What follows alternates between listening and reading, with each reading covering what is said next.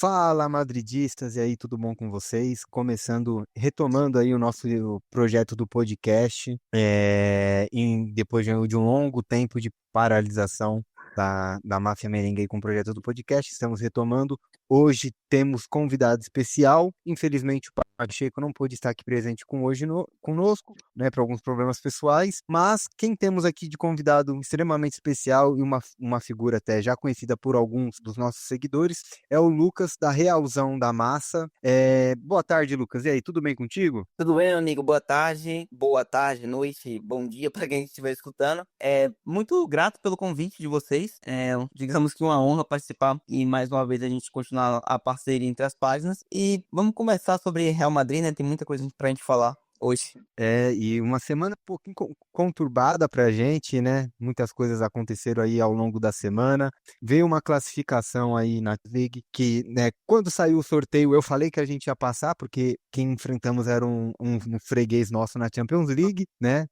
Você até falou que a gente ia encarar com muitas dificuldades, mas que a gente tinha que passar porque a gente era favorito, né? E depois ali, a polêmica das 72 horas, o Ancelotti ameaçando que não vai entrar com o Real Madrid em campo caso tenha algum jogo nesse prazo novamente em La Liga, né? Então a gente tem muita coisa aí para falar. Tem alguma consideração inicial aí antes da gente entrar em alguns dos assuntos? Acredito que, para início de conversa, apesar das dificuldades da classificação, de tudo que envolveu, era ideal que o Real passasse, até para manter uma certa freguesia dos queridos do Patético. Mas, cara, questão de desempenho, ainda acredito que a gente tem algumas inconstâncias, o time também sofrendo com cansaço e tudo mais, mas o fundamental veio. E com margem pra gente ir ainda mais longe nessa Champions. Cara, legal aí o seu ponto inicial.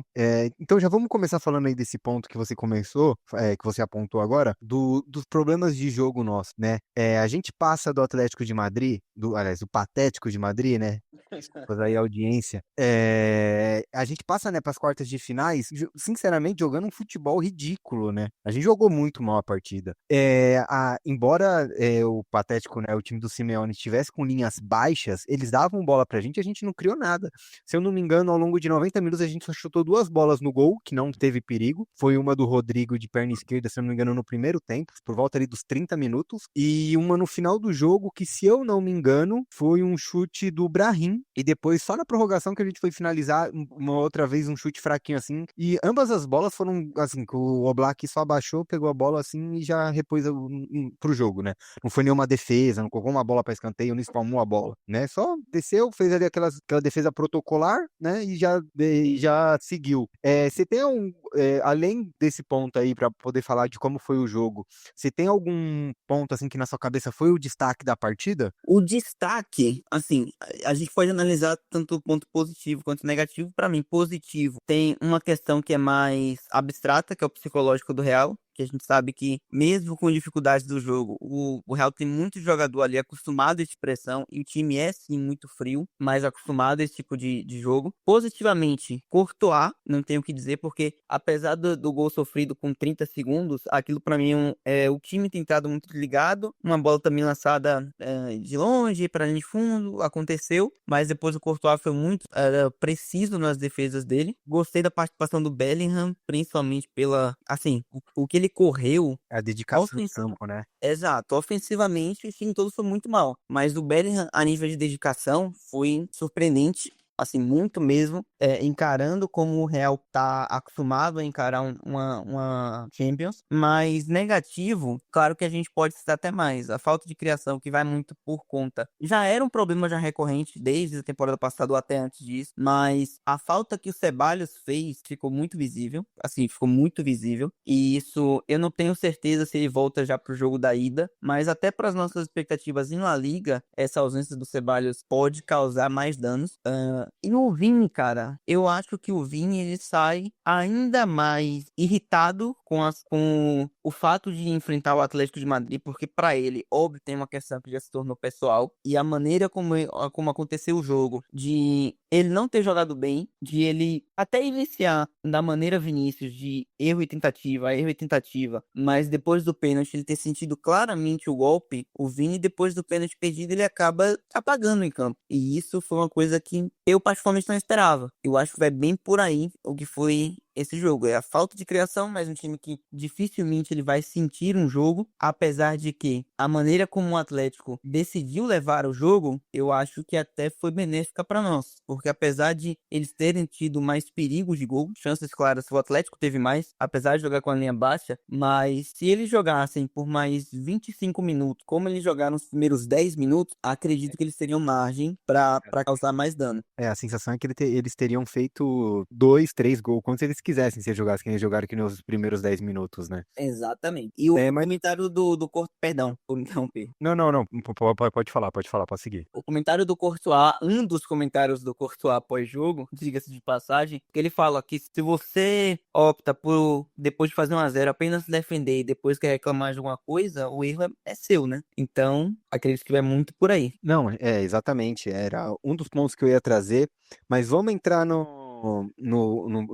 um dos assuntos que você abordou aí, que é a ausência do Ceballos. Eu me recordo que quando teve a lesão do Ceballos, eu não lembro agora exatamente, se não me engano foi na Copa do Rei contra o Real Sociedad, né, no primeiro jogo, que tem a lesão do Ceballos. E naquele momento eu lembro que a gente tava fazendo uma live no Instagram e eu comentei, a gente vai sentir falta do Ceballos, e dito e feito, né? Ele era ele estava sendo o jogador que ditava o ritmo do nosso jogo, né? Assim, fazendo uma devida comparação assim aos níveis de jogo, o Ceballos estava jogando muito bem, mas ele estava sendo o nosso Toni Kroos, né? Sim. Ele estava sendo esse substituto do Kroos, ele estava ditando o ritmo do jogo, ele estava sendo, se eu não me engano, líder de roubadas, de recuperações de bola do time, ou seja, ele estava fazendo até mais do que o Kroos, ele estava sendo ali uma espécie de, devido às proporções, Casemiro e Kroos juntos, né? Então, e a falta dele ficou muito evidente, né? Já tinha ficado evidente no jogo da La Liga, né? Que o Modric joga de titular e que é bem após assim a Real Sociedade que a gente perde pro Betis, né? Porque naquele jogo ali ficou claro que faltou meio-campo, faltou controle de jogo pra gente segurar o placar contra o Betis, né? Porque a gente sai ganhando do Betis. E isso vai ficando cada vez mais claro que o Ceballos é imprescindível hoje pro Real Madrid, né? Ele sempre sofreu, de certa forma, assim, como que eu vou te dizer, assim, né? Ele sempre foi meio tido como um patinho feio do elenco, né? Que não tinha muitas oportunidades, foi muitas vezes exomado pelo Zidane, né? Tem até aquele famoso caso do Zidane, coloca ele para jogar com 91 minutos de jogo, né? Ele fica 30 segundos em campo. O Ancelotti não utilizava muito ele, mas assim que sai Kroos, o Modric já começa a chegar numa idade avançada, então abre espaço para ele se mostra que o investimento que o Real Madrid fez em 2017, né, tirando ele do Betis por 35 milhões de euros, estava dando resultado, né, e exatamente num jogo contra o Betis, né, que é o primeiro jogo de ausência dele por lesão, se mostra que o quanto ele estava sendo imprescindível nesse momento do Real Madrid, né. Sem dúvida. É um cara que tem toda uma trajetória, assim, de ficar mais escanteado no elenco e aguardando a oportunidade dele. E isso, assim, não é todo jogador que tem paciência. A gente já viu outros jogadores, assim, mais jovens, mas que deixaram o clube por não esperar o momento de surgir a oportunidade. E talvez o Ceballos possa começar uma trajetória parecida com o Nacho, dadas as suas devidas posições e tudo mais. Só que a nível de jogo, ele é o cara que tem uma técnica de muito bom nível e controle de meio campo, controle para editar o ritmo, que é justamente o que você falou, que faltou muito contra o Betis, e a partir daí, ele é o cara que vai ter isso para oferecer no elenco, essa qualidade de manter a bola e a posse com o Real, no momento que for para segurar mais o jogo, mas também a transição de defesa para o ataque, que foi, assim, sem o Ceballos, foi sofrido. Para o Real sair da defesa e chegar ao ataque é um parto. E quando chega ao ataque, em alguns momentos os três da frente não conseguiram se conectar nas partidas recentes, e isso também causa um impacto claro no time, porque quando eles se acham, quando eles se encontram, Rodrigo, Mbappé e Vini, as coisas fluem. A gente precisa do fator de produtividade deles, de gols, assistências e tudo mais. Eles são os caras que, querendo ou não, vão definir a frente. Então, pra a bola chegar até eles já tá difícil. Quando chega, a gente ainda enfrenta um momento de um pouco de instabilidade. Não do Mbappé, mas o Rodrigo em crescente acabou fazendo um pouco uma outra partida um pouco mais abaixo, apesar de que nos 210 minutos contra o Atlético, só um do ataque jogou, na minha visão, que foi o Rodrigo na partida de ida, nos 210 da classificatória, e o Vini num momento mais instável entre os três, querendo ou não, apesar do gol contra o Vallecano e tudo mas a gente ter a certeza de que o Vinícius, ele é um cara que ele tem um fator decisivo e ele pode tirar um coelho da cartola em 2, 3 minutos e fazer um gol absurdo, ou criar uma jogada. Então, mas sem dúvida, cara, enquanto a gente estiver sem o Ceballos, vai ficar muito exposta essa ineficiência na criação, fora que defensivamente é um cara que também entrega recuperação de bola, dedicação e tudo mais. Não, e aí, até para complementar aquilo que você tinha falado, o próprio Ceballos, em certo momento, ele sai do Real Madrid, né? Ele foi emprestado pro Arsenal, se eu não me engano, em duas oportunidades. Uma ele ficou uma temporada completa e a outra ele ficar só 6 meses. Mas ali era exatamente na época do Zidane, né? Porque ele sai exatamente por conta dessa má relação que ele tinha com o Zidane e da falta de oportunidades que o Zidane dava para ele. Mas aí, quando o Ancelotti retorna, né, em 2021, ali após a saída do Zidane, o Ceballos volta pro elenco, mas com um papel basicamente ali, né, de bancário ali, de figura carimbada no banco de reservas ali, entrando ao longo de alguns jogos, mas acaba tendo a paciência que você acabou de abordar, né? E agora estava tendo a oportunidade dele até o momento da lesão contra a Real Sociedad. Mas vamos entrar aí já em alguns aspectos do jogo, né? O gol que a gente acaba levando ali em 30 segundos do Corno Gallagher, na verdade, né? Eu ia falar Julian Álvares, só que o Álvares ele fura, na verdade, né? O chute, aí a bola sobra pro Gallagher que faz o gol. O que você tem ali para falar do gol?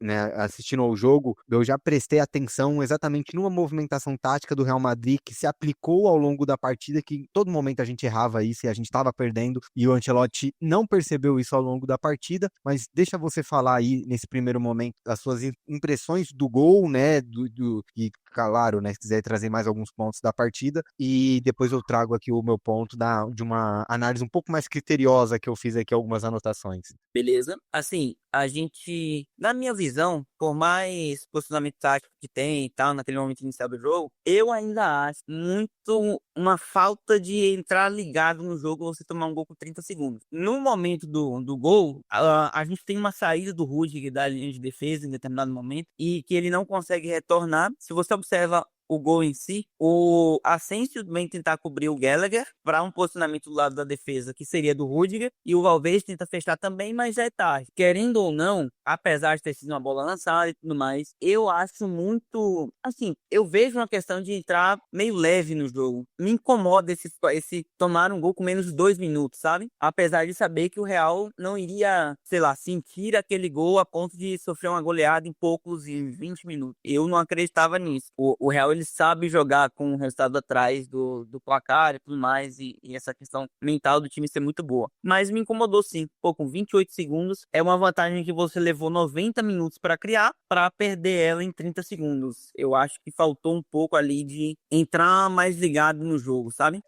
O famoso entrar com a faca na caveira, né? Porque querendo ou não, é um jogo, é um jogo decisivo contra um rival e, né, e a gente leva o gol com 30 segundos é um pouco inadmissível. Mas falando aí, né, um pouco mais sobre o gol, se você para observar o lance, né, o Patético sai com a bola ali no meio campo, né, roda a bola até a defesa, e se eu não me engano, eu acho que é o Lenglet, né, que é o zagueiro deles, rifa a bola pra frente, e aí a gente tem um erro de pressão ali que acontece o seguinte: o Modric ele sobe para ocupar, para poder fazer a pressão e ele fica ao lado do Mbappé, né? O Vini tá ali meio pela esquerda ali, pressionando o lateral direito do time deles, né? O Mbappé sobe e pressiona um dos zagueiros, o Modric meio que vai pressionar o Lenglet e ao mesmo tempo não pressiona, né? Aí vem a bola rifada do Lenglet, se eu não me engano, e se eu não me engano também, quem ganha a casquinha no alto é o Julian Álvares. E assim, né, vamos ser sinceros, o Julian Álvares é um cara de 1,70 m, 1,75 m, ganha dos nossos zagueiros, né, no alto, e aí a bola sobra pro Griezmann. E aí o Tchouaméni, que tinha subido para poder fazer a pressão, ele não tá exatamente posicionado ali como se fosse o pivote, né, como se fosse o volante ali na frente da defesa. Ele tá meio que com aquela pressão ali, só que o que acontece? Os atacantes do Atlético de Madrid, do Patético, eles tinham levado os nossos zagueiros, né, e dando essa profundidade, então fica essa lacuna ali e eles ganham essa segunda bola. E isso ao longo do jogo se repete muito ao longo do tempo, porque se eu não me engano, de 25 bolas aéreas, o Real Madrid só ganha 3 a segunda bola. Ou seja, a gente perde muito jogo nisso, né? Que é a bola aérea, a bola rifada ali pelo time deles, e a gente vai perdendo todas essas segundas bolas. E isso, né? A partir do momento que o time não tá muito bem compactado, fica esse espaço, os jogadores que são do time que tá atacando, no caso, né? Era o Patético ali, o Julian Álvares, o Griezmann, o Simeone, o Gallagher. Então, essa bola era rifada, eles cabeceavam e ganhavam a segunda bola. Então, isso fazia com que o time deles ganhasse campo e saísse da pressão. E eu acho que é nesse momento que a gente vai perdendo o jogo. Porque é tanto que no lance do jogo, como você falou, a bola sobra pro Griezmann, e aí como o Tchouaméni não tá ali, fica basicamente olhando o Griezmann vai conduzindo um pouco a bola, o Rudiger percebe que o Griezmann tá dominando de frente pro gol, fala, se eu não pressionar ele vai conduzir até dentro da área. Então o Rudiger sai para pressionar. E aí nesse momento dá o espaço, que aí acontece toda a sequência de erros, né, que você falou, né? A bola roda para a direita e aí o Asensio tem que vir cobrir a do Rudiger, o Valverde tem que vir cobrir a do Asensio, e aí nisso, né, a bola sobra ali dentro da área, só que o Asensio não chega ao tempo de cobrir a do Rudiger e acaba saindo o gol do Gallagher. Então, e aí que você percebe, né, um pequeno erro do Modric que subiu da linha da segunda linha ali do meio campo, né, da segunda linha, saiu do meio campo para pressionar no ataque, vai ocasionando vários erros, e também, claro, né, um erro da gente de perder uma disputa, vai ocasionando vários erros que acaba culminando no gol. E isso vai se repetindo ao longo da partida, né? Muitas das defesas que o Courtois fez, se eu não me engano, tem um lance aos 30, 40 minutos do primeiro tempo, que o Julian Álvares chuta uma bola de esquerda, que o Courtois pega com uma mão só, ali também é um lance que a gente perde a segunda bola, a bola sobra no pé do Julian Álvares, ele conduz correndo, chuta no gol e quase faz o gol, entendeu? Então é isso que a gente vai percebendo, que o Real Madrid vai perdendo os duelos, vai perdendo a segunda bola, e isso vai dando margem, vai dando jogo pro Atlético, né, pro time do Simeone. Essa recuperação de bola, principalmente vindo para a entrada da área, ela te cede uma oportunidade factível de você fazer um gol, porque você vai ter defesa fundada dentro da área e você tem a posse muito próximo da área do adversário, com um certo campo para você ou abrir para uma das laterais ou até uma chance de finalização. E isso, assim, também passa, além de um posicionamento por vezes incorreto, mas eu acho que foi um jogo ruim do Tchouaméni, cara. Que, querendo ou não, a maioria dessas bolas que sobram depois de uma jogada aérea, elas vão vir ali para a entrada da área, que o posicionamento dele é fundamental, é justamente para ser esse pilar de segurança para a defesa, tanto na cobertura, quando a jogada vem por baixo, normalmente o primeiro lance, quanto com a sobra de bola. Então, o Tchouaméni, ele faz uma parte, na minha visão, ruim, inclusive quando o Camavinga entra em campo e acaba fazendo essa primeira linha de marcação no meio campo, o Camavinga dá outro ritmo pro jogo, o Camavinga dá outra intensidade, mesmo não tendo o físico dele, do Tchouaméni, ele é um cara mais intenso, com a diferença física dos dois, mas mais ágil, mais veloz. O Camavinga fez um jogo muito certinho, muito, muito bem, e deu uma intensidade do meio campo pro Real Madrid de recuperação de bola que foi importante ao longo da prorrogação, e desde o momento que ele entrou, percebeu-se a diferença entre a partida que fazia o Tchouaméni e a que fez o Camavinga. Não, e até para complementar aí os pontos que você tinha trago, né? A questão do Tchouaméni, eu concordo que não foi uma boa partida dele, né? Isso a gente tem que concordar, mas eu sinto que o Tchouaméni acabou ficando um pouco exposto também por ter o Modric ao lado, porque infelizmente, e isso é infelizmente pro futebol, né? O Modric já não é aquele mesmo jogador de 10 anos atrás, que entregava tudo isso que ele já não tem mais hoje por conta da questão física, né? O Modric vai fazer 40 anos em setembro de 2025 agora, já tem 39. Há 10 anos atrás a gente é campeão da La Décima com ele correndo no segundo tempo da prorrogação, como se ainda estivesse no primeiro tempo, né? De quinta marcha o jogo inteiro. E o Modric sempre foi o motorzinho. Desculpa, pode falar. Não, era justamente isso, eu ia falar que era um motorzinho, né? O Modric ele sempre foi o motorzinho do time, sempre foi aquele jogador que com a bola no pé conduzia, ia fazendo passes, ia armando o time de trás, fazendo o time chegar na frente e dando assistências, fazendo a bola girar e sendo muitas vezes a válvula de escape. eu canso de ver lances do Modric, que ele pegava a bola ali na meia-lua ali, né, da defesa do Real Madrid, cortava dois, três caras e dava a bola pro Cristiano Ronaldo correr em velocidade, pro Ben correr em velocidade, pro Di Maria correr em velocidade, pro Bale, pro Benzema, né, correr em velocidade. Então o Modric sempre foi muito uma válvula de escape, infelizmente ele já não é mais isso. E aí contar com o Tchouaméni ao lado dele, que é um volante um pouco mais pesado, porque o Tchouaméni, ele não é um volante igual o Casemiro que consegue percorrer distâncias muito longas. O Tchouaméni não é isso. O Tchouaméni é um volante mais de espaço curto e com a bola no pé fazer passes para poder armar jogada. Por exemplo, o Tchouaméni não consegue percorrer um contra-ataque e dar bote no zagueiro que nem o Casemiro fazia, né? O Tchouaméni é um volante também primeiro de marcação, mas é um volante mais de preenchimento de espaço e com a bola no pé armar e fazer jogadas, né? Não é um volante que vai correr distâncias como é o Casemiro. Já o Camavinga consegue mais isso. E o Camavinga consegue preencher espaço mais ao longo do tempo, né? É tanto que se a gente puxa as estatísticas, o Tchouaméni, né, embora duelos no chão ele tenha tido 5, ele tenha ganho 4, você vê que ele tem poucos duelos do que o jogo entregou, né? O jogo entregou muito mais duelos do que apenas 5 para ele disputar como volante, né? E por exemplo, o Modric, né? O Modric ele já tem uma questão de duelos disputados, somente 4, e desses 4 ele só ganha 2.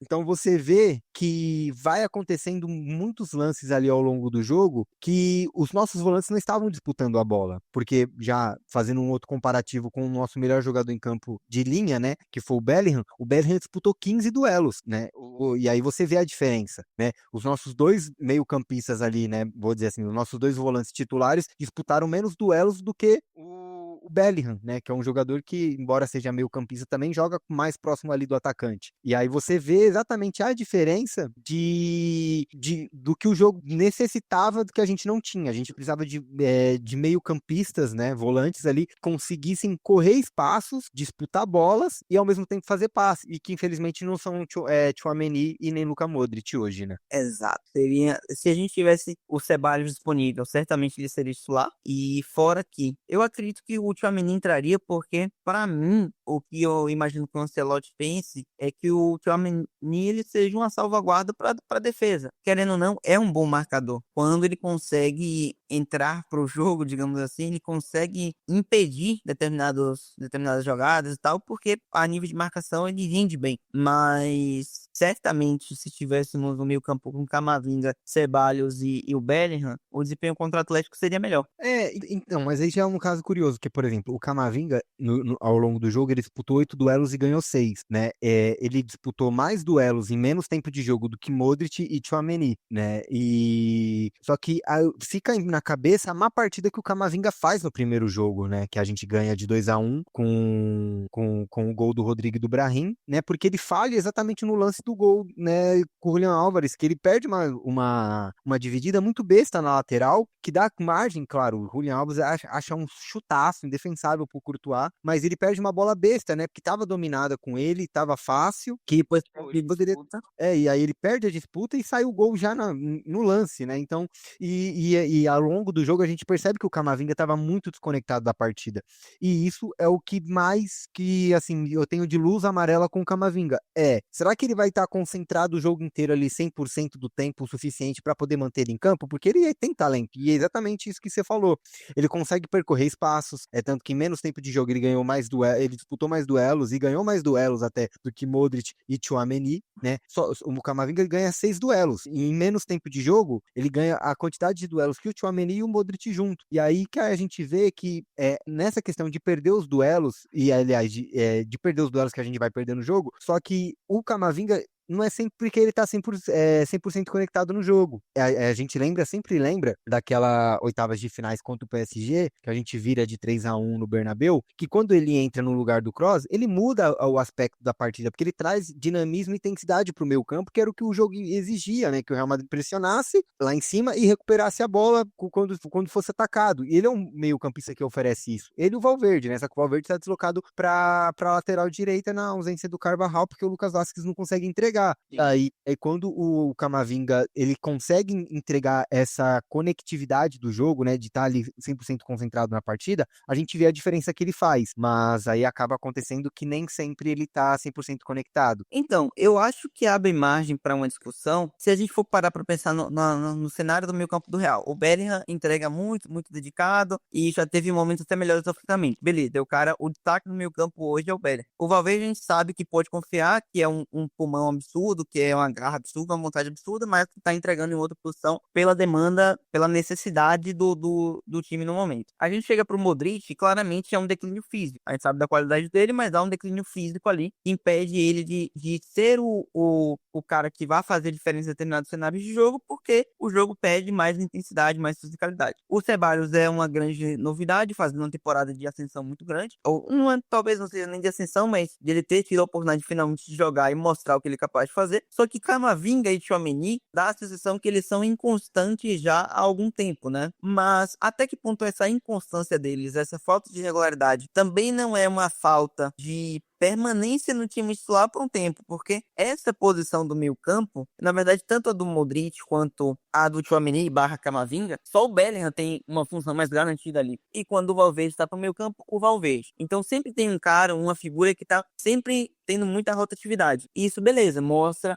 uma diversidade no elenco, mostra a profundidade do elenco, mas, querendo ou não, pode atrapalhar a regularidade dessa terceira peça. A gente vê muita regularidade no Bellingham e é um cara que joga sempre, é um cara que tá todo jogo. A gente vê o nível que o Valverde desempenha, é um cara que é titular sempre. Essa terceira peça tá sendo possivelmente acabando por ter uma inconstância, talvez também pela falta de regularidade no time, de presença no time. Mas será que, eu concordo no ponto de vista que você está querendo trazer, mas será que é exatamente por conta de que quando eles têm a oportunidade eles falham e aí acaba não tendo a sequência também? É porque acaba sendo uma faca de dois gumes, né? Porque Sim. assim, se o Ancelotti der oportunidade para eles serem, vamos dizer assim, né, titulares com mais frequência e eles sempre falham, não Não tem como consegue você. manter no time titular. Entendeu? Então, isso acaba acontecendo. E é que o Tchouaméni também acaba sendo muito prejudicado, porque muitas vezes ele é jogado por uma posição que é para jogar de zagueiro e que ele, infelizmente, não consegue jogar bem de zagueiro porque ele tem que percorrer muitos espaços, né? Da forma como o Real Madrid joga. E naquele ponto que eu acabei de trazer, né? Ele não é um jogador de percorrer espaços, né? Ele é um jogador de um jogo mais compactado, que quando tem ali espaços curtos, ele consegue achar bons passes, consegue fazer interceptações de passe, mas para percorrer espaço como era o Casemiro, infelizmente não é ele, que é o que os zagueiros do Real Madrid e o primeiro volante, em alguns casos, tem que fazer, né? Mas vamos seguir aqui agora para poder falar da partidaça que foi de Jude Bellingham, né? Eu já trouxe aqui alguns aspectos da partida dele, mas em adição à partidaça do Bellingham, eu também quero falar de um.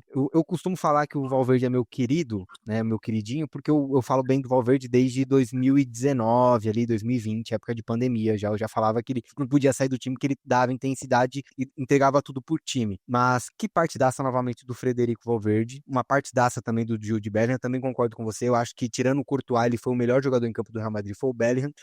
Eu só acho que ele pecou um pouquinho o Bellingham, mas é que aí é difícil falar, né? Porque na prorrogação o cara já estava esgotado, porque tinha momentos ali que eu percebia que se ele tentasse um pouco mais ser agudo em certos lances, ele teria vantagem, ele poderia gerar mais vantagem pra gente, mas ele acabava optando por fazer passes de lado, muitas vezes rodar a bola lá pro Lucas Vázquez na direita, rodar a bola pro Fran Garcia na esquerda, e eu sentia que se ele fosse um pouco mais incisivo em alguns lances ali, tentasse uma finalização, por exemplo, ele poderia achar uma bola ali que resultasse na partida pra gente.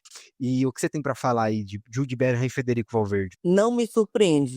Eu diria que Eu o concordo. comentário assim mais básico é esse. Cara, esses são dois pilares, são titulares absolutos do Real Madrid. O Bellingham é um cara que, beleza, ele não tá entregando ofensivamente o que ele entregou na temporada passada, até por uma demanda que hoje o time não tem, que ele pise tanto à frente, mas a gente sabe que ele é capaz de entregar e é um pulmão absurdo. e ele consegue te entregar em passe, ele consegue te entregar em controle de jogo a medida dele, porque essa não é a principal característica dele, mas ele se entrega muito pro time. E se a gente quer falar em entrega, o exemplo da entrega, da dedicação, da valentia, digamos assim, é o Valverde. O Valverde é, felizmente, o capitão do Real Madrid, o primeiro capitão em poucos meses, talvez para a próxima temporada não passe, assim, já tem boatos de que o Modric vai renovar, mas ele é para a próxima década a figura central da capitania do Real Madrid. Felizmente, ter um jogador que passe essa segurança, passe essa regularidade, tenha essa entrega em todo santo jogo, é muito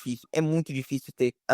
Assim, eu fico imensamente feliz pelo Valverde ser um jogador do Real Madrid, sabe? A gente sabe que é importante ter jogadores de talento, de inventividade, ter craque. O Valverde pode não ser, assim, apesar de ter muito bom nível, ele não vai ser o driblador, o camisa 10 e tudo mais, só que ter um Valverde no seu time é uma diferença que pode tirar um time de ser muito bom e tornar um time campeão. O Valverde faz times campeões. Essa é a sensação que ele me dá. E felizmente eu vou ver o Valverde capitão do Real Madrid pelos próximos anos. O que aquele cara entrega assim, eu sou um grande fã. Inclusive, o painel que eu tenho aqui em casa mostra o Sérgio Ramos com a faixa do Real Madrid. E eu acho que depois do Sérgio, a capitania do Real Madrid ela vai vir a ser representada em um nível tão grande novamente pelo Valverde, tá? Do sentido do exemplo de jogador, de não ser o craque do time, mas ser um capitão verdadeiro. Eu acho que o Valverde vai ser essa próxima figura pós-Sérgio Ramos. Apesar de a gente ter tido, por exemplo, o Modric tentando uma representatividade como capitão do Real Madrid, o próprio Nacho também,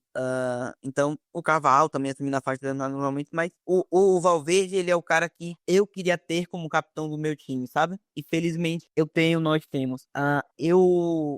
Quando eu finalizei de assistir o jogo, tudo mais, quando eu fui parar pra pensar mais sobre o jogo, o meu top 3 da partida, eu sei isso até na live lá na página da Realzão da Massa, eu vi uma partida assim, fundamental do Courtois, Bellingham e, surpreendentemente, além de reconhecer que o Valverde passa longe de comprometer e a regularidade que ele tem, a entrega que ele tem, tudo que ele fornece, jogando fora da posição dele, eu gostei bastante da partida do Asensio. E o Asensio, ele talvez seja não talvez, né? Junto ao Ceballos é a grande novidade da temporada, é a grande boa notícia, mas talvez seja a principal boa notícia. Um cara super identificado, já fica muito pro isso. Um cara de muita personalidade, muito jovem e uma figura que surge para um setor do campo que a gente estava precisando desse reforço e dessa figura que passasse estabilidade a ponto de ser mais, de não se lesionar, de estar mais presente nos momentos do time, falando, obviamente, do que a gente tem no Alaba e no Militão, que infelizmente vem o Alaba uma lesão seríssima e já teve inclusive uma recaída, se não me engano, e o Militão, querendo ou não, já tá na segunda lesão, já é um cara que sofre e enfrenta mais problemas físicos. O Asensio, pelo que a gente tem visto esse início, tudo bem, que é muito cedo ainda pra gente falar que ele não vai sofrer com lesão em determinados momentos, mas já dá uma sensação de muita segurança e a personalidade daquele rapaz é surreal. Eu acho que ele fez uma partida muito boa, muito segura. O momento do gol, ele tenta cobrir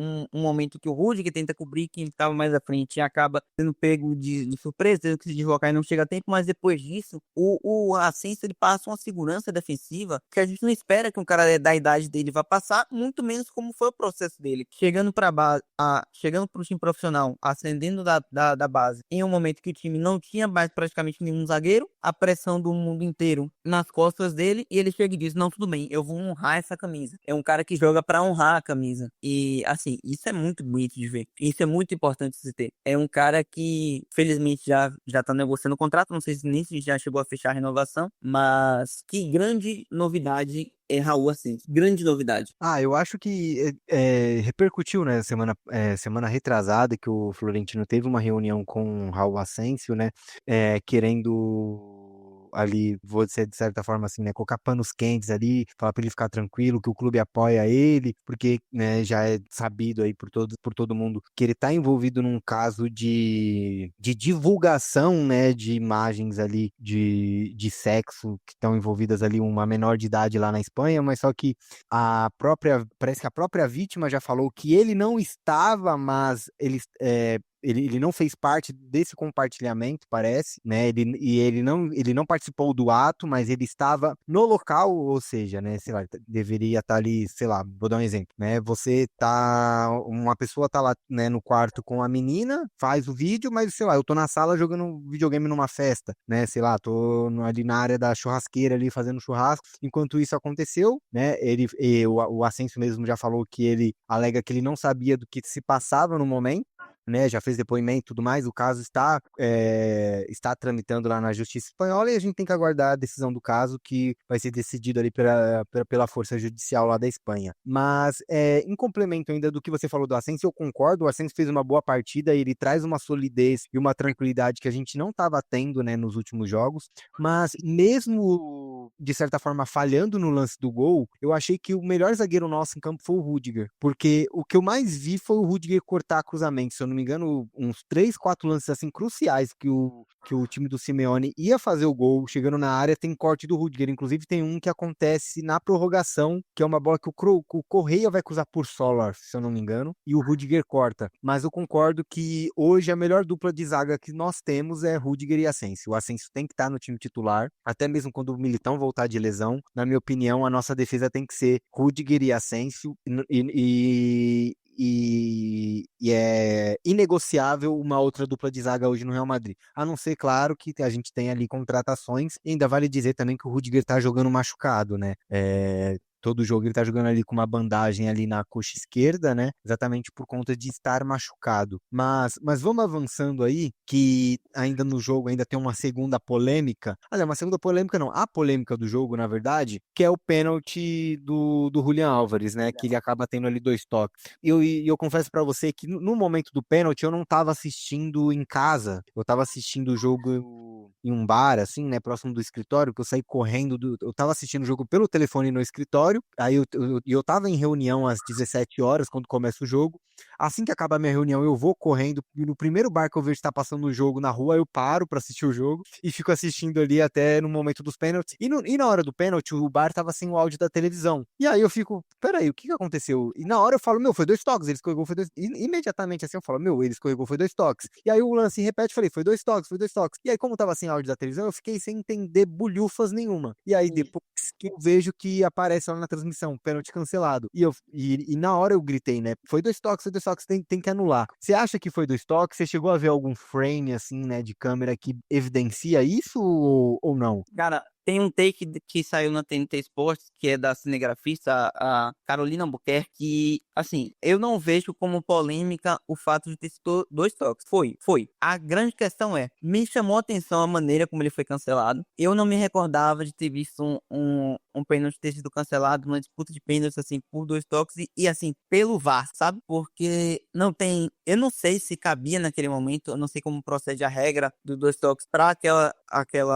para o momento da disputa de pênaltis, porém o juiz não vai à cabine do VAR, ele não tem a análise dele de ter sido 2 toques ou não. O VAR diz, ok, 2 toques, pênalti cancelado. Isso não é polêmico. Não, E, mas, assim, mas desculpa te interromper, mas só para poder complementar, é porque é a regra.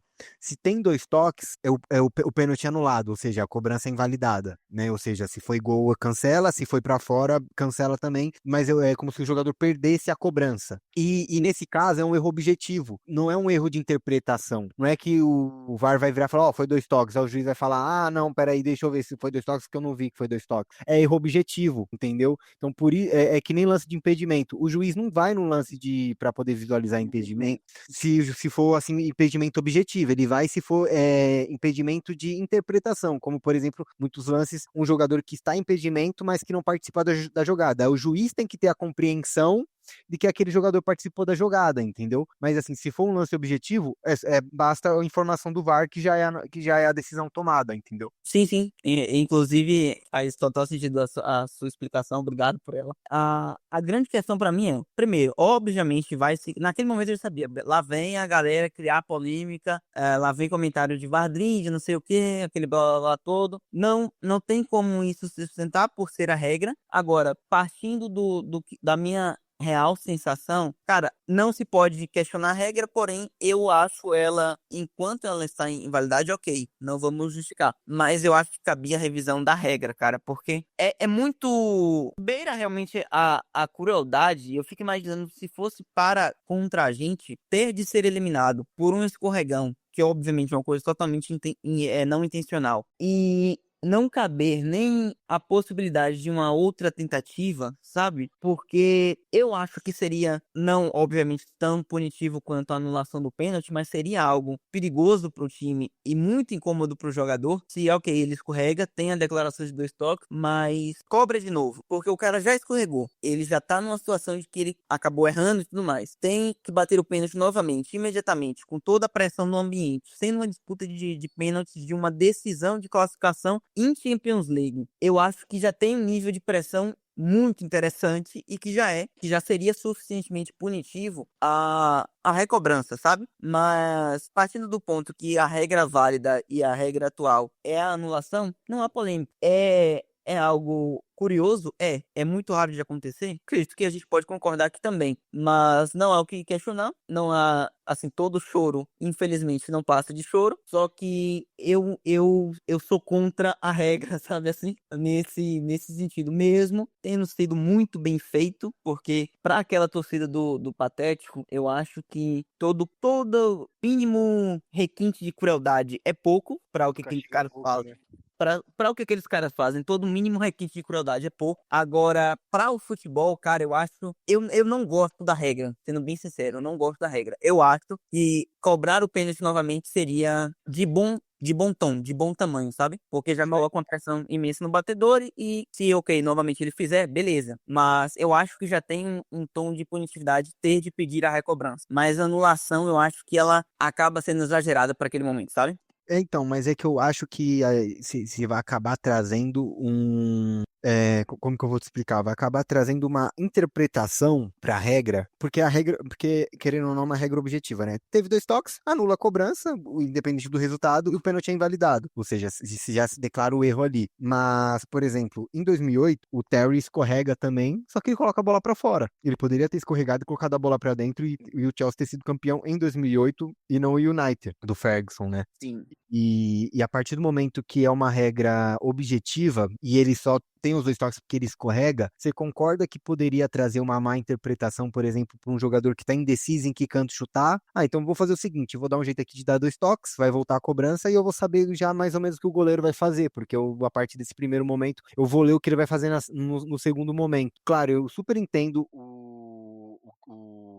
o ponto das pessoas que estão e tem surgido essa questão da revisão da regra, né, por conta depois desse lance, mas eu entendo que todo jogador de futebol, né, ele tá suscetível a erros e fracassos e erros são erros imprudentes, né, quando ali não tem intenção de errar, né, como que eu vou dizer assim, o jogador ele tá apto a escorregar também, entendeu? Porque eu acho que, por exemplo, o jogador que acaba escorregando no pênalti, muitas vezes pode ser porque ele não tá 100% concentrado, como pode ter sido um jogador que deu azar, pisou ali na grama ali de uma forma errada, como pode ter do jogador que não tá 100% concentrado, não sabe que ali escorrega. Então eu acho que o jogador ele tem que estar suscetível ao erro e todo jogador ele é responsável pela própria ação. Então eu acho que é um ponto delicado fazer essa revisão da regra, porque pode trazer exatamente essa questão que eu te falei, né? O jogador às vezes pode chutar ali por 2 toques que ele quer intencionalmente, e aí esses 2 toques que foram intencionais vai ser também, vai retornar também a cobrança, sendo que o jogador fez isso intencionalmente, então abre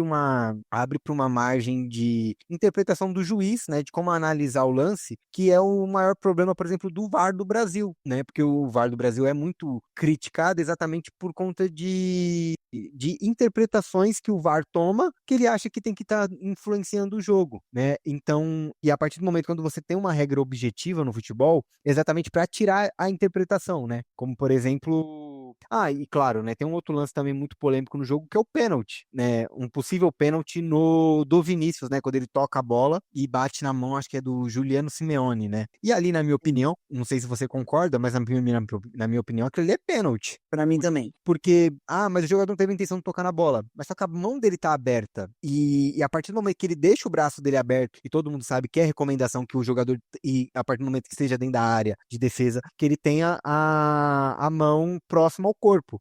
Como, vou dar um exemplo aqui, por exemplo, na final da Champions de 2019, né, que o Sissoko do Tottenham tá com o braço aberto para apontar para um jogador, por exemplo, assim, marca aquele ali. Aí o cara cruza a bola bate na mão dele. E aquilo ali é pênalti. E na minha opinião, o lance do jogador do do Atlético de Madrid, né, do Simeone, foi um lance muito parecido, porque ele tá no movimento ali de correr, só que ele corre com o braço aberto, sendo que ele saberia que dentro da área ele teria que estar com o braço mais próximo ao corpo, né? Mas aí as pessoas vão falar, mas tem que tirar o braço, aí você quer que o jogador tire o braço. Não, quero que o jogador coloque o braço próximo ao corpo.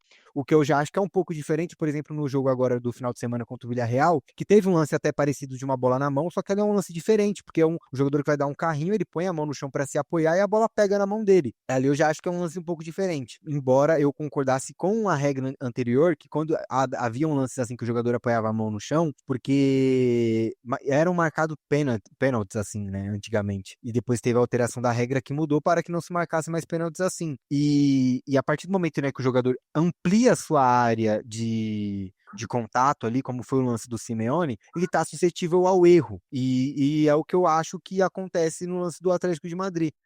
Do Patético, né, do Simeone, que ele deixa o braço aberto ali correndo e acaba desviando a bola, e eu acho que deveria ter sido pênalti marcado, entendeu? Concordo. A questão do braço aberto, acho que também não tem muito. A galera sempre vai.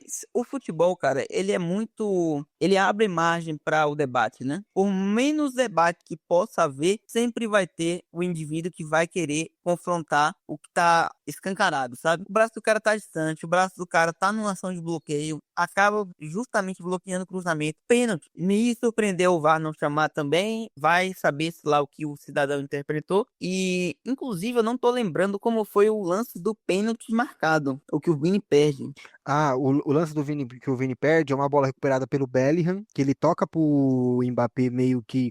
Não é exatamente um contra-ataque, só que aí o Mbappé tá com dois marcadores, ele tira um, que eu acho que é o Gimenez, e aí ele vai entrar dentro da área, o Ling ele agarra ele e aí comete o pênalti. Não, ali é um pênalti indiscutível, ali é um pênalti Sim, indiscutível. O cara literalmente larga o lance e faz o pênalti. é que eu tava lembrando que foi recente, não sei se foi no jogo do Real, que eu vi um pênalti e eu considerei que foi marcado e eu considerei menos pênalti do que esse do Atlético que não foi, o da mão do Simeone. Mas eu não lembro agora qual foi, não vou lembrar o jogo. E não era esse no mesmo jogo do Real. São dois pênaltis que, felizmente, foi marcado, apesar do Vini ter perdido. E assim, para mim os dois teriam que ser marcados, mas isso é inclusive pouco citado pelo cenário principal, porque tem-se uma ideia de que sempre o Real Madrid é o clube mais beneficiado. As pessoas esquecem de ver os dois lados da moeda, mas isso aí é padrão. Tem uma questão que o pessoal levantou sobre o pênalti perdido pelo Vinícius. Abriu-se uma discussão muito grande em grupos que eu participo e tudo mais, de que o Vini não deveria bater pênalti no Real Madrid. A galera sempre vai para os extremos, né? Inclusive, a própria transmissão mostra que os últimos 5 pênaltis o Vinícius havia convertido. Eu acho que ele perde, inclusive, por uma vontade excessiva de dar uma resposta pessoal. Já se tornou pessoal contra o Atlético de Madrid e contra o Valencia. Mas quando houve a marcação no pênalti, eu imediatamente já gritei Vini, porque para mim é muito claro que até então o Vinícius tem que ser o cobrador. Eu sei que o Mbappé bate melhor que ele. Posso ser irracional querendo que o Vinícius seja o principal cobrador? Possível. Mas eu acho que não há margem para dizer, olha, o Vinícius é um péssimo batedor. Ele vive de cobranças acertadas e tem mais cobranças convertidas na carreira. Sei que ele não bate tão bem quanto o Mbappé. Acredito que em algum momento o Mbappé vai assumir esse papel de ser o principal cobrador do Real Madrid de pênalti e tudo mais. Porém, já tinha uma galera que, óbvio, o engenheiro de obra pronta vem dizer que aí eu não falei que o Vinícius não tinha que bater, que o cobrador tem que ser o Mbappé. Todo mundo tá suscetível ao erro. O Mbappé já errou o pênalti. E pra E mim, dois até, né, nessa temporada. inclusive nessa temporada. E um contra o Liverpool, que era extremamente importante naquele momento para nossa classificação. E tava 1-0 pro Liverpool. Se ele faz o pênalti, ali seria um outro jogo, embora a gente não tivesse jogado bem. Depois passa o pênalti que ele erra e aí a gente toma 2-0. E aí a gente perde pro Liverpool na fase de liga. Mas eu tenho certeza que se o Mbappé não tivesse errado aquele pênalti, o jogo teria sido completamente diferente. Pois é. E pra mim, o Vinícius ainda tem que continuar sendo o cobrador de pênaltis do Real Madrid. Se eles decidem, em comum acordo, manter o rodízio, o que particularmente eu não gosto da ideia de vir do Ancelotti já ter um rodízio, porque eu acho que é querer alimentar o ego dos dois. Mas se eles, em comum acordo, olha, treinador, Ancelotti, a gente gostaria de manter esse rodízio. Beleza, legal. Mas eu ainda vejo o Vinícius como ele dever ser o cobrador oficial de pênalti do Real. Porém, abrindo um aço bem grande, eu achei, além de corajoso, muito assertivo, o que pra mim foi o Ancelotti fatalmente, nitidamente tirar o Vinícius na prorrogação para ele não bater pênalti. Eu achei muito assertivo da parte do Ancelotti, porque o Vinícius tinha claramente sentido o pênalti perdido. O que eu cheguei a falar, inclusive na live pós-jogo naquele dia, foi: o Vinícius, a gente sempre viu o Vinícius ser tentativa e erro. Errei, vou tentar de novo. Errei, vou tentar de novo. Depois do pênalti, ele parou de tentar. Assim, foi uma jogada e olha lá que ele tentou, claramente ele sentiu. E foi muito assertivo pra mim o Ancelotti ter tirado ele. Eu gostaria de saber a sua opinião. Se você achou assertivo ou se você preferia que o Vinícius tivesse a oportunidade de bater novamente na disputa de pênalti. Né, mas só antes de recapitular um ponto, eu discordo um pouquinho quando você fala que o Mbappé é melhor batedor que o Vini, que é o melhor, eu também, aliás, eu acho que o Mbappé também é melhor batedor que o Vini, mas eu acho que o melhor batedor que a gente tem no time é o Bellingham, embora ele também tenha errado o pênalti essa temporada, o Vini não tivesse errado ainda, errou agora, ou seja, nossos três principais batedores erraram cobranças de pênalti essa temporada, mas eu acho que o Bellingham é o melhor batedor porque pelo nível dos pênaltis que foram batidos, mas entre o Ancelotti tirar o Vini no momento da prorrogação, eu confesso pra você que eu não tinha interpretado dessa forma. Eu só fui ter essa visão depois, quando as pessoas foram falando, né? Ah, dá pra ver que o Ancelotti só tirou o Vini por conta da disputa de pênaltis e tudo mais. E parando pra pensar agora, eu acho que também foi uma decisão acertada, porque o Vini tava completamente desconexo do jogo. O primeiro tempo do Vini não é bom. O segundo tempo do Vini começa a melhorar, assim como era o melhor o começo do time. Só que a partir do momento que erra o pênalti, o jogo do Vini vai assim pro ralo. O Vini se torna um jogador não vou dizer um jogador a menos em campo, porque ele embora ainda tente algumas jogadas e faça diferença em outros momentos, mas ele começa a perder bolas bestas. Tem um lance na prorrogação que ele perde uma bola que ele tenta cavar uma falta, que o Bellingham dá um esporro nele assim, mas um esporro nele assim de outro mundo. Aquilo foi genial. Aquilo ali do Bellingham é incrível, aquilo ali é uma atitude de líder, né? Embora o Vini também seja líder a partir do momento que ele cede pênalti, por exemplo, pênalti pro Mbappé bater, também é uma atitude boa de um líder, só que o Vini muitas vezes ele não tem uma responsabilidade tão grande como ele deveria ter no elenco, né? E muitas vezes ele se perde para poder ficar em briguinha ali dentro de campo, com discussão com a arbitragem, é por isso que ele se lota de cartões amarelos.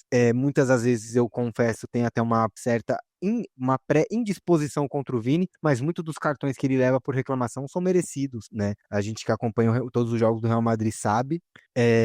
Muitos dos cartões são, alguns são exagerados, mas muitos deles são. E eu também acho que foi assertivo do Ancelotti tirar o Vini, porque ele estava completamente desconectado do jogo e provavelmente se tivesse uns pênaltis ele ia querer bater e era bem capaz dele acabar errando novamente, porque ele não estava bem psicologicamente na partida, principalmente depois do pênalti. E é curioso, né, porque desde 2021, não, minto, 2022, no primeiro turno da La Liga de 2022-2023, que tem aquela declaração do Rodri, né, se o Vinícius dançasse lá no Wanda Metropolitano, haveria uma guerra, e aí depois acontece todos os casos de racismo contra o Vini, a torcida do Patético cantando lá, né, morte ao Vini e tudo mais, que o Vini não faz gol, né, no estádio do Patético, e pô, seria, né, do caralho ver ele fazer gol contra eles no estádio deles ainda para eliminar numa Champions League. E no momento que tem o pênalti, eu também grito Vini, mas eu grito Vini pro Vini fazer gol e querendo que, né, com 2, 3 anos aí de atraso, o Vini dance no estádio deles para dar aquela resposta ao Coque em 2022, só que infelizmente não aconteceu, né? Ele jogou para fora. Sim, acabou que infelizmente foi isso. Ainda vejo ele como uma figura que é totalmente central no time, sem dúvida nenhuma. O Bellingham me chamou a atenção naquele lance que é curioso, um cara tão jovem que chegou há pouco tempo no elenco, mas começa já a ter liderança no grupo. O Vini ele acaba não vendo naquele momento, porque ele tá, eu acho que recebendo a reclamação do banco de reservas, ele tá virado pro banco e, sei lá, na certa ele tá falando que tinha sido falta e que tudo mais. Só que aquilo é importante. Ter líderes no elenco é super importante. E os caras se respeitam. A impressão clara que eu tenho é que o Bellingham já tem Óbvio, eu acho que ele não teria a mesma reação com o Modric, mas ele já tem esse tipo de reação com o Vinícius e natural do jogo, é pelo bem do time. São jogadores jovens, pô, a média ali, Rodrigo, Mbappé, Vini e Bellingham, a gente mantendo a média deles, e o próprio Valverde vai bater o quê? 24 pontos, alguma coisa, 25? E já são caras de uma bagagem absurda, que já tem um senso de liderança e que se respeitam entre eles. Isso, para o futuro do Real Madrid, é sensacional. Não, com toda certeza. E ainda ter, né, jogadores como, por exemplo, Bellingham, Valverde, né, que se mostram e têm postura de líderes, né, em campo, é muito legal, principalmente para o nosso futuro, né? Mas vamos falar aí agora da polêmica das 72 horas, né, quando o Ancelotti ameaçou não jogar um próximo jogo de La Liga, caso tenha isso, algum jogo, um prazo menor de 72 horas entre jogos do Real Madrid, e passar bem brevemente aí pelo jogo também do final de semana, que foi contra o Villarreal, que a gente ganha de 2-1, 2 gols de Mbappé, Mbappé chegando ao seu 31º gol na temporada e ultrapassando em temporada de estreia Ronaldo Fenômeno, né? Sim. E ainda o Mbappé ainda tem mais alguns recordes ainda, porque eu acho que podem ser quebrados essa temporada. Ali em meados de outubro, que se eu não me engano ele já tinha 16 gols, eu falei ele vai chegar pelo menos a 35, 37 gols essa temporada, e aí ele pode estar passando e ultrapassando, né? Cristiano Ronaldo tem 34 gols em estreia de temporada pelo Real Madrid, e Ivan Zamorano também tem 30, desculpa, o Cristiano Ronaldo tem 34, Ivan Zamorano tem 37, o Mbappé pode estar batendo recordes, né, de gols de estreia de temporada do Real Madrid. Se eu não me engano, o recorde de gols é do Puskás, se eu não me engano, tem 43, só que aí é difícil analisar, né, porque o Puskás jogou, né, lá nos anos 50, anos 60 no Real Madrid, e o Vini pode estar ultrapassando aí tanto o Cristiano Ronaldo como o Ivan Zamorano, e também falando aí um pouquinho do jogo do Villarreal, foi um jogo visivelmente ali protocolar do Real Madrid, dava para ver que o Real Madrid estava extremamente exausto, Sim. cansado. No final do jogo, Bellingham, se eu não me engano, se ajoelhou em campo ali, visivelmente cansado, recebendo atendimento médico. Mbappé também. Então se mostra ali um time que estava muito cansado, muito exausto. E o que você tem aí para poder falar sobre o time? Assim, a vitória no La Cerâmica, ela é uma vitória que pode ter sido chave, tá? Pensando em sequência para uma briga de La Liga, que ainda estamos completamente vivos, da maneira como foi, com um time extremamente cansado, claramente cansado, foi surpreendente, até por ter sido com o Mbappé fazendo os 2 gols em um tempo muito curto, e depois claramente o time tentando controlar o jogo pela questão do cansaço. Além de ter sido dessa maneira, são 3 pontos fora de casa contra um adversário que a gente não vencia, se não me engano, há 7 jogos lá, que é um Villarreal, que é um time chato, que já complicou contra o Real várias vezes. Isso é muito, muito bom para a sequência de campeonato. Mbappé, felizmente, você vê que, para mim, é uma questão de tempo que ele vai bater o recorde do Zamorano e tudo mais. Se a gente parar para pensar, eu diria que não chega na metade de maio. Antes disso, início de maio, eu acho que o Mbappé vai conseguir bater esse recorde. Curioso que numa temporada que diziam, já tinha gente que, obviamente, em exagero, já citava como um fracasso que não daria certo pelo início dele. Um cara que evoluiu drasticamente do início de 2025 para cá. Acho que é questão de tempo, ele vai bater esse recorde e tomara, porque são gols que podem ser muito importantes, já que a gente já tá em reta final de temporada. 3 pontos fundamentais que vieram. Da polêmica das 72 horas, pra gente já encerrando, cara, achei uma questão mais política a declaração do Ancelotti. Claro, a insatisfação do pouco tempo de descanso. O time claramente sentiu isso. O Real Madrid estava muito cansado para jogar. E isso, se você perde o jogo, complica ainda mais, porque dá a sensação de que, poxa, a gente poderia ter desempenhado melhor se tivesse um dia mais de descanso. O time estava cansado. Achei corajoso dele ter falado isso. E importante dele ter falado isso vindo com a vitória, porque se perde é choro, mas sendo vencido já dá a ideia de que é realmente uma insatisfação por conta disso e que não é só para tentar conseguir uma desculpa, entre aspas, para a derrota, mas eu vejo muito mais como um gesto político, porque não acho que o Real Madrid sozinho vá conseguir sustentar isso. Acredito que isso deveria, para a La Liga mudar, ou para, quem sabe, vir de uma entidade superior como ou a UEFA mudar as datas delas, ou a FIFA definir um prazo mínimo de tempo de descanso, que eu acho que não vai acontecer, porque a gente vê coisa pior, inclusive, em outros países, como no Brasil, mas vejo como gesto político porque é o Real Madrid tentando levantar o movimento dos outros clubes para pressionar a Liga. Sozinho, acho que o Real não vai conseguir, porque tem uma relação de algumas discussões com a Liga, assim como outros times têm, e a La Liga tem tentado, o Tebas tem tentado ser o máximo linha dura para tentar manter o mínimo de dignidade, se é que a gente pode falar que ele ainda tem. O, o Real sozinho, eu acho que não consegue fazer o movimento que vá pressionar a Liga a fazer mudar alguma data de jogo. Se começam mais clubes a estar insatisfeitos com isso, acredito que poderia ser possível, mas acho que não vai acontecer, porque muitos desses clubes não têm essa demanda de jogos tão grande por não disputar outras competições, e os que têm, até então não têm se movimentado quanto a isso, que seriam Atlético, Barcelona e tudo mais. Mas é até porque eles não são prejudicados, né, dessa forma. Por Pois é, exemplo, agora está também. hoje, domingo, 5 horas da tarde, está acontecendo, né? Patético versus farsa. Só que o Pois Real é. Madrid tem que jogar, né, aqui no Brasil meio-dia, só que lá na Espanha, 4 horas da tarde, e no sábado, depois de ter jogado uma prorrogação, né, até meia-noite, 1 hora da manhã lá na Espanha, na quarta-feira, né? E casando aí num prazo menor do que 72 horas.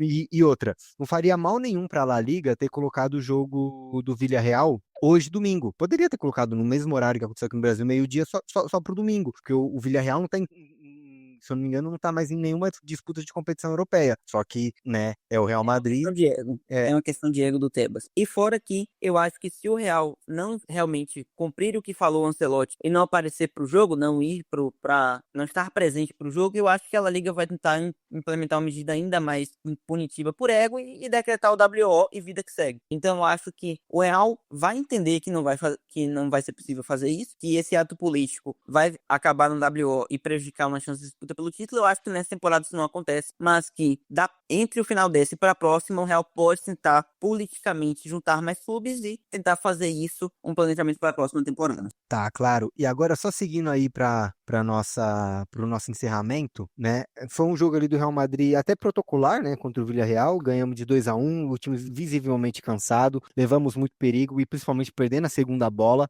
Foi o que mais causou ali tumulto ali pro nosso jogo. O Villarreal tinha um atacante, não lembro agora exatamente o nome dele, mas se eu não me engano, ele é africano.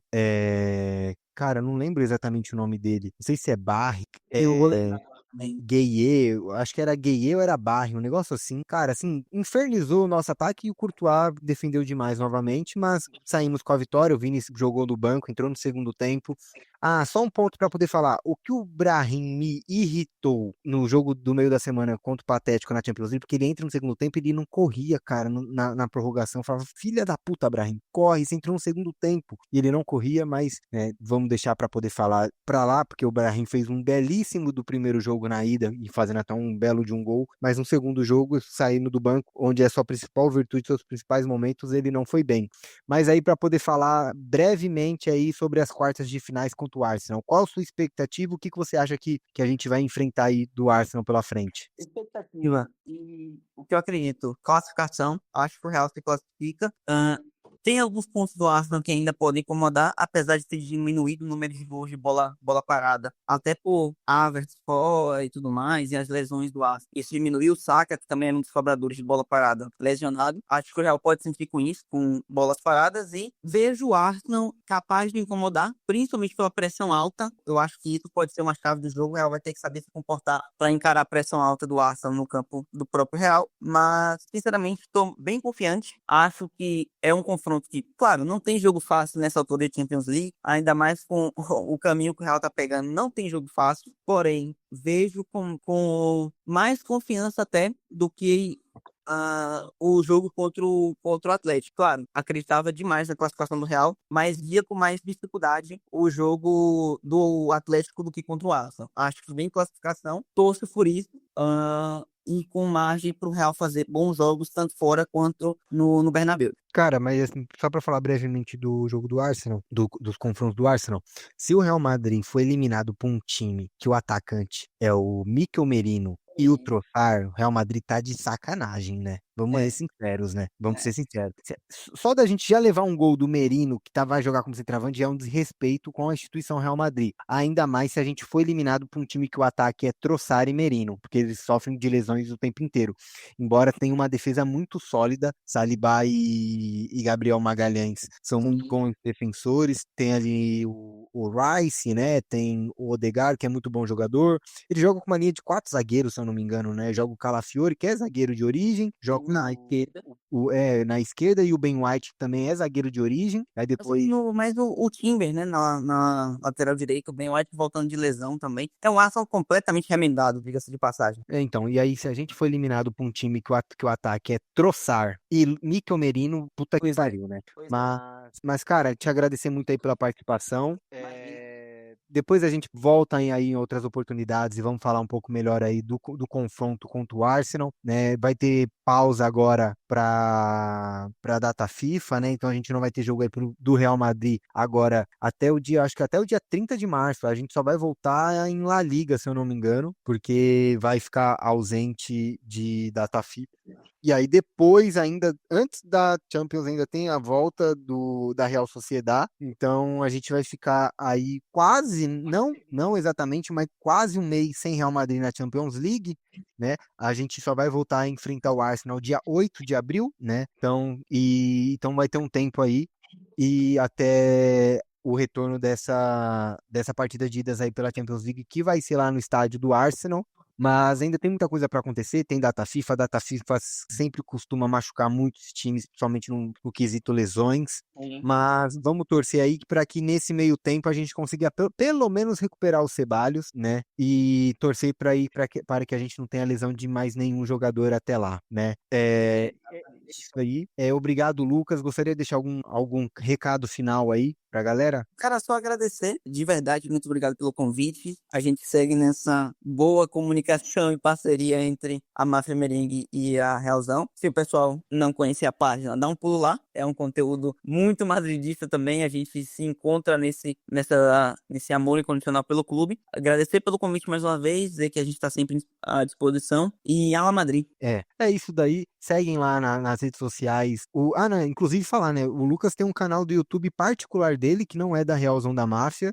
Se inscrevam lá no canal do Lucas, busquem o Lucas lá sigam a Realzão da Massa lá nas redes sociais, no Instagram, no Twitter, no Facebook, no YouTube, todos os canais. A Máfia Merengue, como você já sabe, está também no Instagram, no Twitter, no Facebook, também no YouTube. Sigam lá a gente e busquem lá pela Realzão da Massa o Lucas e se inscrevam no canal dele particular lá do YouTube. Muito Canal 10 obrigado. Fala. Desculpa, qual é o nome do seu canal? 10 e Fala. É um Olha, leve trocadilho com a 10 de afasta, né? aí, ó. Então, o canal 10 e Fala lá no YouTube, busquem o Lucas lá no YouTube, se inscrevam no canal dele, deixem essa moral lá, né? Vamos fomentar aí também a mídia independente de futebol no Brasil. E, além de tudo, muito obrigado, Lucas. Encerrando por aqui. Tchau, tchau, pessoal. E Alá Madrid e nada mais.